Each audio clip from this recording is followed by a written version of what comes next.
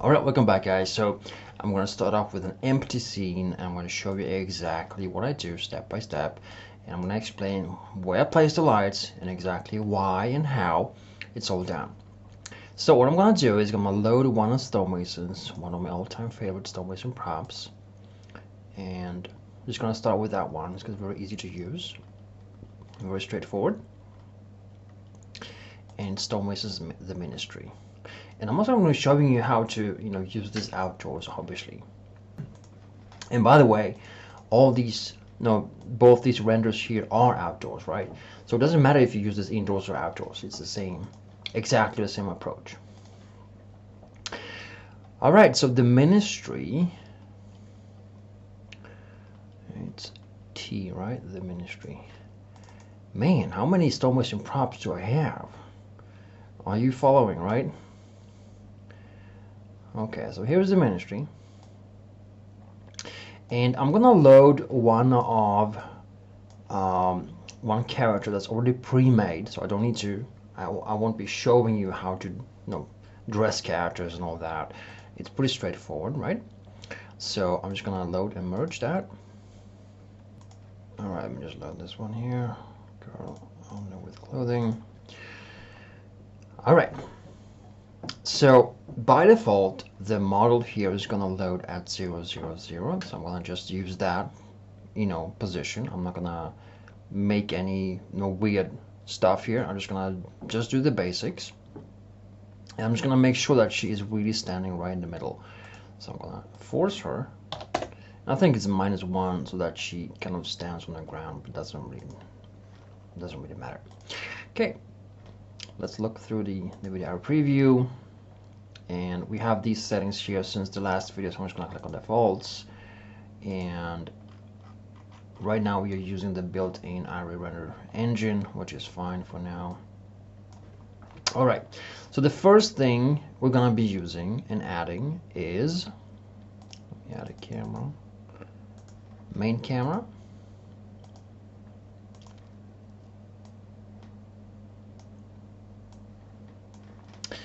First thing we're going to be adding is the frontal filler. So I'm going to add a spotlight, and there is no guesswork where to place it.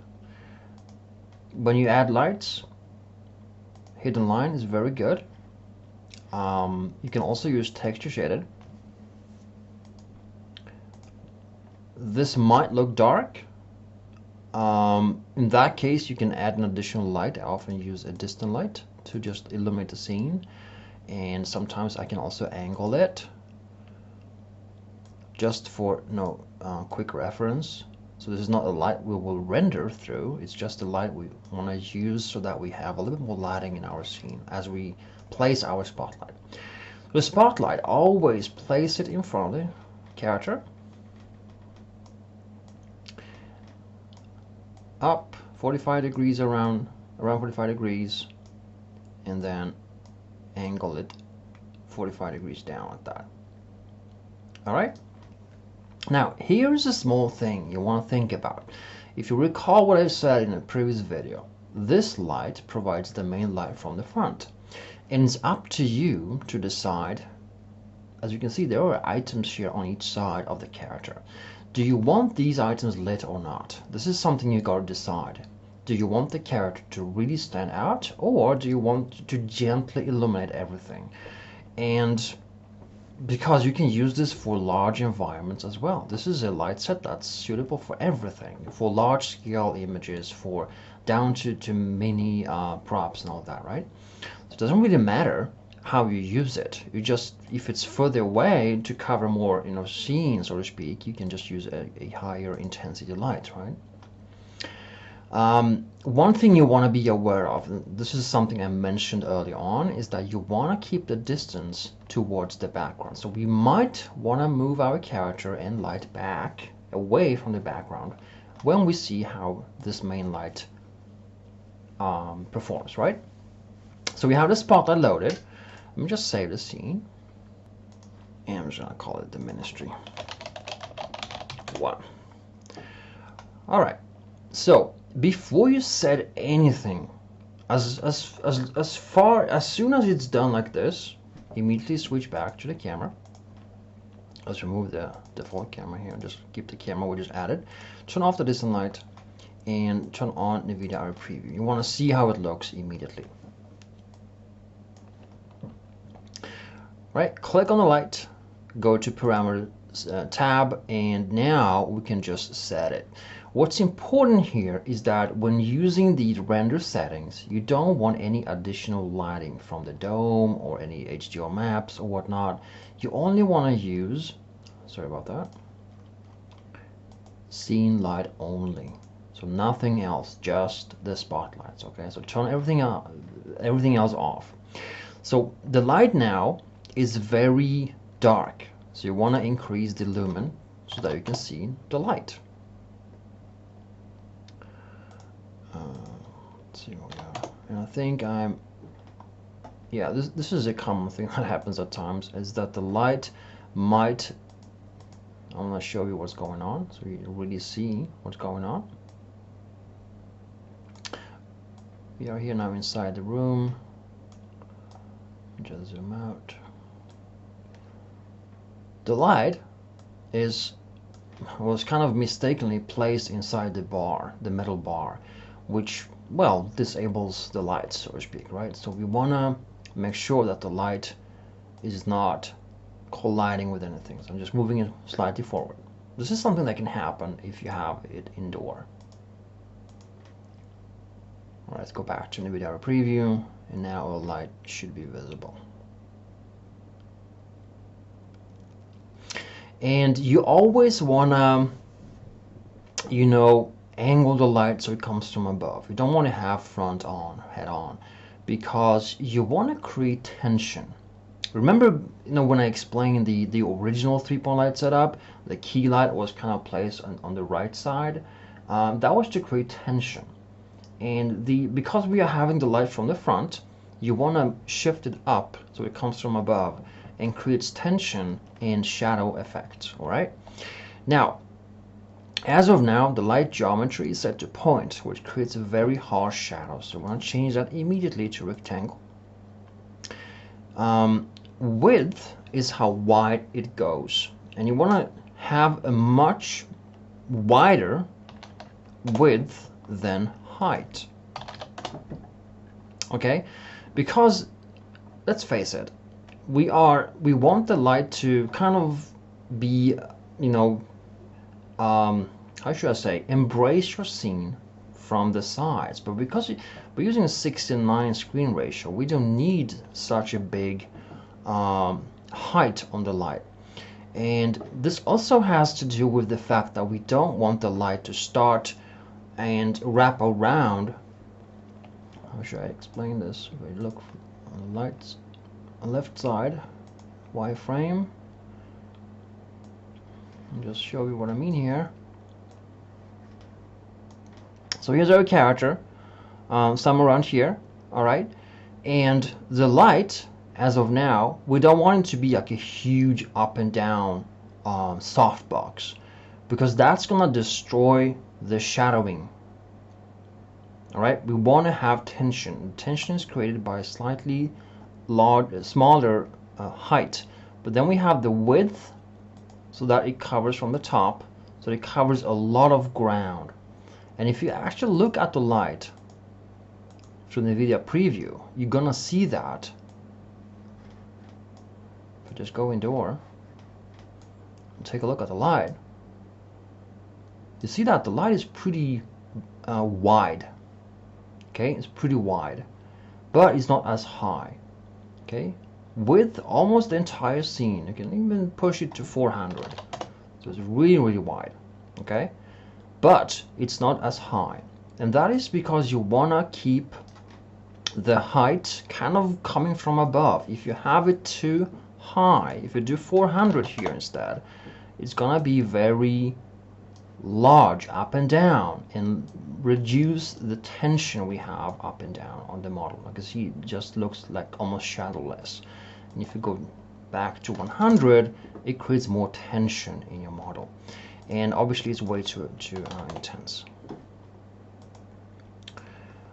All right, and also, like I said, 400 now covers the entire set. If that's what you want, fine. If you don't want to cover the entire set, you want to narrow down two things. First, Spotlight has a spread angle. Lowering that engages the light on the model. You can right click here and just fine tune it. Alright, but lowering the spread angle is not sufficient when you have that white light. So when you narrow it down and really just want to focus on a character, don't do 400 here, do maybe 100 here. That helps to just target on the model if you want to, right? And as you make the area, so to speak, here smaller, the light focuses on that area. So always when you narrow these down, and this one here, the smaller, the more narrow the light source speed, light source, then you got to counter with a less intensity. All right, but in this case, I'd like a little bit more of the environment, so I'm gonna go with 300 or maybe even 400, and have a little bit more spread on it, so it's spread across nicely. Thing is, right now we have almost nothing of the light emitted right now hits the background. It's very, very dark, so it's fine. However, at times you're gonna see that it slightly engages with the background, and what you can do in those cases, well, there's only one thing to do: either more narrow light from above straight down, or move everything back. And a very cool thing you can do is to parent Chanel, in this case the girl, to the camera, parent the spotlight to the camera. Now grab the camera and move the camera straight backwards. I'm going to use Z here as an example. See what happens? The light and she follows back, and we are moving the set. So by moving the camera, you're shifting the light and the camera and her at the same time. So now we have no background at all. It's just pitch dark behind her. But I'd like a little bit more of those cool effects, those pipes. So I'm going to actually include a little bit of that.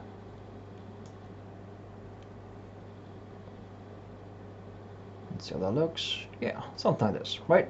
We got a little bit of spillage there, but I'm going to show you how to remove it entirely inside Photoshop later on. So this main light needs to be kind of large in size and very, very soft, okay? And you shouldn't overpower it too much. It should provide main lighting, but without overpowering the scene. It shouldn't, you know, be all white and super glowy and all that. Main light over here, a little bit spread on the edges is fine. Okay, so that's that. Now the second light, very simple, no guessing work. You got the main one here. The other one is straight opposite. Just the figure is here, the character is here. You grab that one and move it to the opposite side. So what I want to do, I'm going to just unparent these now. So I'm going to call it front filler, right? And so the next thing I want to do is, let me just say, is to create a copy. So new spotlight and copy selected item front filler. Click on accept. So it's going to be the backlight. And what the backlight is going to do, very simple, we're going to place it on the opposite side and turn it around. So the easiest way to turn it around is to just you know, use Y rotation 180 straight to the other way, all right, and just push it up a little bit in the scene. That's it, and the model is straight in between. And what we also can do here is just briefly remove the set, just shift it away. So you can see now, and I'm going to also do let me see, environment tab, backdrop, black, just so we can see a little bit more what's going on in here. You can see that the camera is here, this is the front light, this is the model, and this is the back light. Just an opposite side, that's it. No guessing work, guys. This light set is designed So you don't need to guess anything. It's just that easy. All right, so now looking through the backlight, it's just targeting her, nothing else. And that one, let's just use hit line. Let's bring back the environment because I want to see how it looks like. We got a pipe in the way. You don't want to have a pipe in the way. All right, you gotta, you know, there is no guesswork here, but you cannot collide the light into anything, right? And now there is a thing you might want to consider when placing this light. First of all, I'm going to explain that in a moment. First of all, it has slightly different settings, okay? It's smaller in size and it's more intense. How much? I don't know, because we got to see how it looks.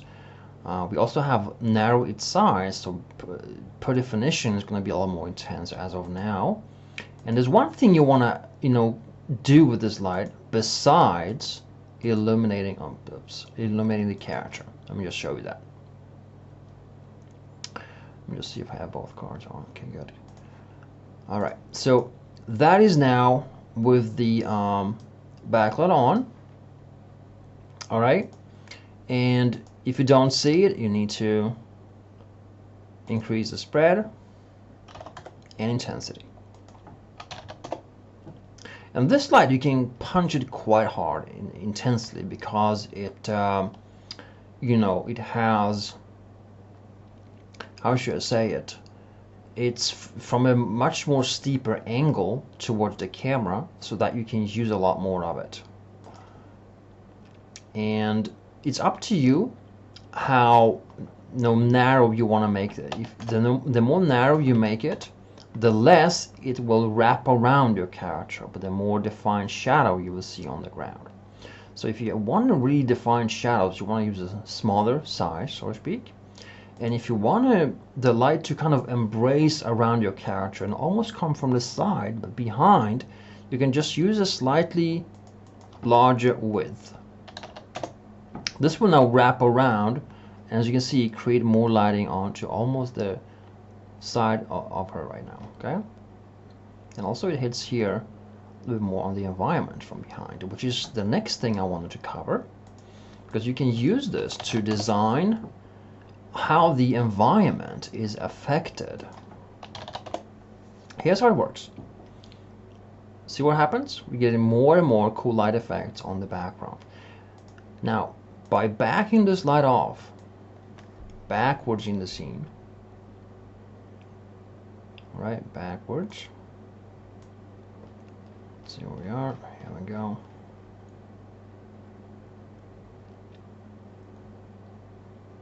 So we are now really going backwards now, right? That was a bit too much. Somewhere around here.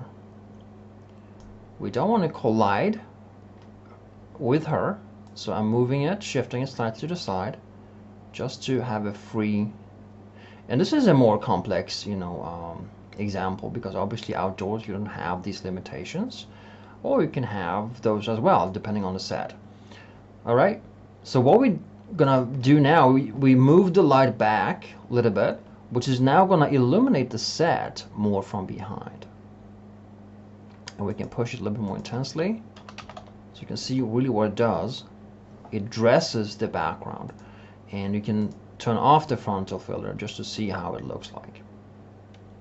All right, bear in mind that this light also illuminates the set depending on the spread angle. All right, a more narrow defined spread angle, and again with lower width, will only engage with your character. So it's up to you how you want to define that. Do you want a more local effect or a broader effect? And if you're just starting out, a broader effect is much better. All right, and we can have a little bit more height here as well. And let's tone it down. Let's use, let's see, 400. 400 is very wide, almost covers the entire scene. I seldom, you know, want to kind of project over the entire scene. Um, that's it. Now, an issue you will often face with the backlight is that it very intensely illuminates the floor. And this is something that is pretty much, well, impossible to remove. All right? Besides using one technique, and that is the height of the camera. So now we are engaging with the camera a little bit. See, if I lower the camera quite a bit, all right, I see less of the floor. Now if I look up, we no longer have that intense floor. So that's why these both images here, you saw in early on, have a low camera. So this is intentional, guys. This is designed. I mentioned that early on, that the camera has a role as well, right? Same thing here. Low camera, because it's very intense. The backlight creates a very intensified experience, and you, the only way to get away with it is to lower the camera. You can, of course, also direct the light in various ways, but this is just the quickest way of getting that in control. And now mixed with the frontal filler, you got the frontal light and you got the backlight in place. Now the only thing lacking now is the background. So let's do that. All right, so again, what I'm going to do is I'm going to copy the backlight. Let me just see, new, copy. And there's no guessing work. I'm going to just Control C, Control V here to really copy and paste. And let's see what the backlight does. I'm not sure what just happened to the backlight. It's kind of, yeah, we know, we narrowed the spread angle. Yeah. I want it more intensified, wider, so it engages with the scene. Because you can pretty much illuminate the entire set from behind during this technique. And granted, you will eventually run into issues such as this one here, like the character, like the light, the backlight being visible in your scene. There's multiple ways of removing it. I'm going to be showing you that as well. But one of the simplest ways of removing it is to place it off camera. How to place it off camera is to move it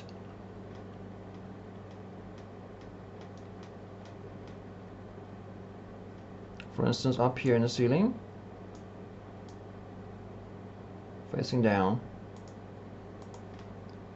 and we have almost removed it now from the set. It's almost invisible. And a little bit higher up, so back. And when you face an issue like this, that you have kind of you cannot place it more outdoors, so to speak, you can remove the ceiling. In this case, we can remove the ceiling. So I'm just going to go into the set. And I'm doing this, guys, to really force you to think how this is done. I'm not just doing a simple place the light here, place the light here, and it's done. I'm really showing you what can happen. That's why I chose the set. So here we can remove the roof sections, all right, just to make this light that far away. And now having it that far away means you don't see it at all in your scene. We also remove the entire set. I'm gonna do like this. I'm gonna click on, this is a window, so it kind of works that way, right? It's still a, we can click here and remove the windows, just opacity to 0, remove that. This will engage more light into the scene. Let's do that. I think I can move her feet up one level, right? Chanel 0. All right, so the backlight, turn it around from its original position and just engage with the background. I'm going to be using here hidden line. raise it up a little bit. That's it, right? The opposite way. That's it, and we are done. Go back.